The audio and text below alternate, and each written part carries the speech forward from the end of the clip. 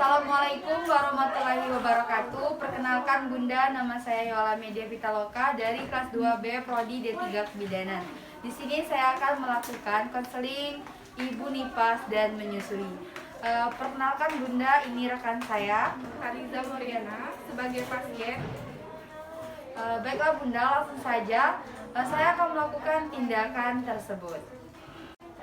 Untuk persiapan ruangan, di sini kita lakukan dalam ruangan yang tertutup dan pencahayaan yang cukup, dan dalam keadaan rapi, bersih, dan nyaman.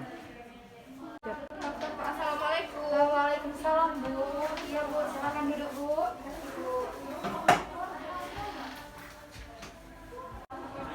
Baiklah Ibu, ada yang bisa saya bantu Bu?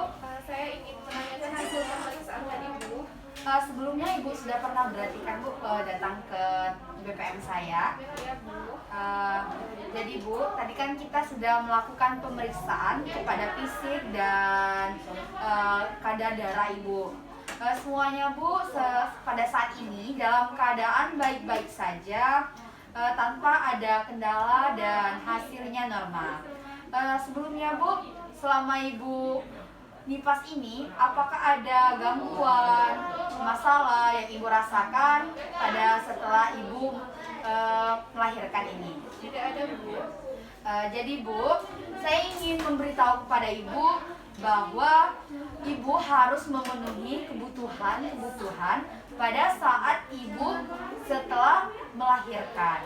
Karena Bu, kebutuhan tersebut dapat mempercepat kesembuhan yang telah terjadi pada Ibu, seperti luka perineum Ibu, uterus Ibu, dan lain sebagainya.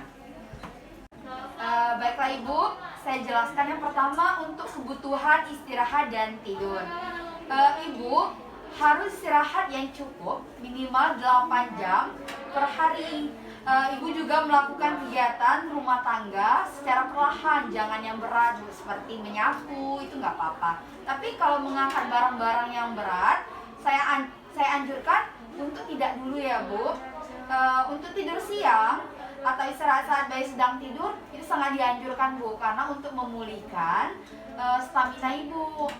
Dan untuk konseling kebutuhan aktivitas fisik Ibu, Ibu dianjurkan untuk melakukan mobilisasi seperti senam nifas agar mengembalikan rahim pada posisi semula, memperlancar keluarnya ASI, memperlancar sirkulasi darah Ibu.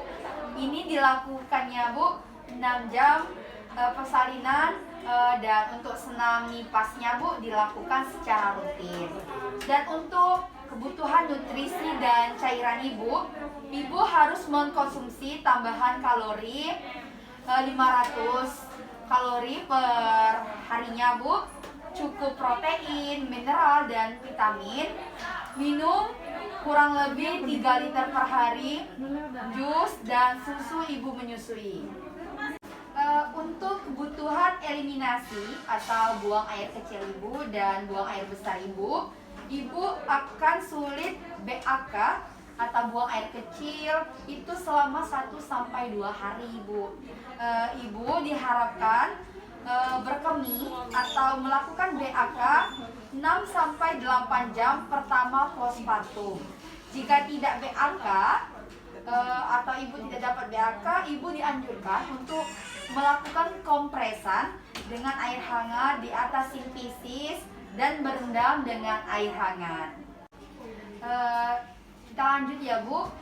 Untuk ibu nifas ini, Ibu sangat membutuhkan vitamin A dan tablet Fe atau zat besi, karena jika Ibu mengkonsumsi vitamin A dan tablet Fe yang baik Bu, vitamin A ini dan zat besi dapat mencegah anemia pada Ibu, dan dapat pertumbuhan dan perkembangan bayi Ibu maksimum, imunitas Ibu meningkat, membantu pertumbuhan jaringan yang sehat pada keseluruhan tubuh bayi.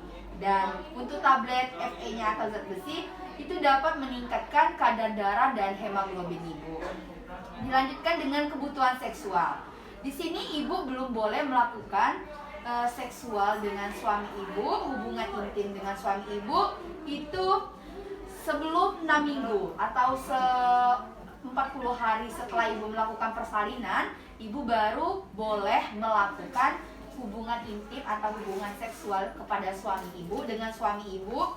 Tapi jika semuanya sudah dalam keadaan baik-baik saja ya Bu, jika belum merasa baik-baik saja, saya sarankan untuk tidak dulu ya Bu.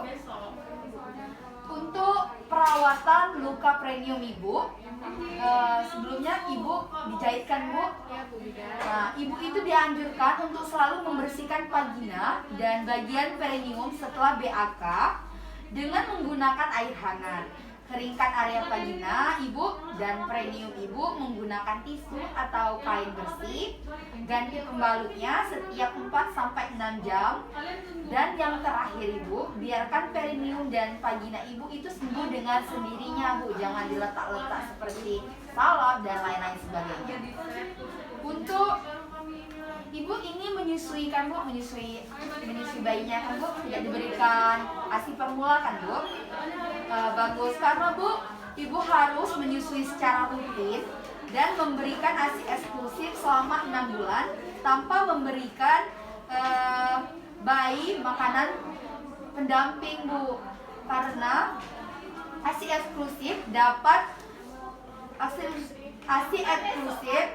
memberikan asupan gizi yang terbaik pada bayi ibu, dan ibu menyusuinya harus mengkonsumsi menu dengan gizi seimbang yang umumnya membutuhkan 500 kalori per harinya Bu.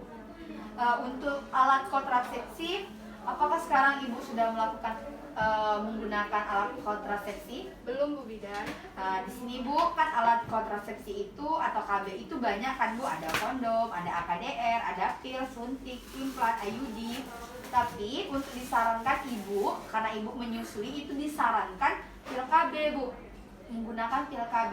Karena dengan pil KB, karena pil KB itu mengandung hormon progestin dan bagus untuk ibu yang masih memberikan ASI eksklusif karena tidak berpengaruh pada produksi ASI ibu dan efektif dalam mencegah kehamilan.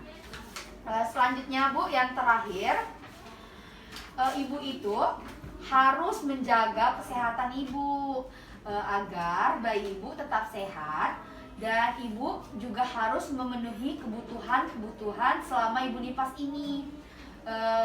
Jaga kesehatannya Bu, istirahat ibu, semua yang saya jelaskan tadi itu dijalankan ya Bu, karena ibu harus sehat dan agar ibu dapat merawat bayi ibu dengan baik. Karena kesehatan ibu sangatlah penting untuk bayi dan keluarga ibu, karena bayi itu yang pertama kali dia merasakan rangsangan itu dari ibu. Jadi bila ibu sakit, ibu tidak mengkonsumsi makanan seperti lainnya, bayi ibu mungkin kekurangan gizi Bu. Jadi karena kalau ibu sehat, bayi ibu kuat. Setelah saya jelaskan ini Bu, adakah yang ibu ingin tanyakan lagi? Tidak ada Bu Bidan. Baiklah Ibu,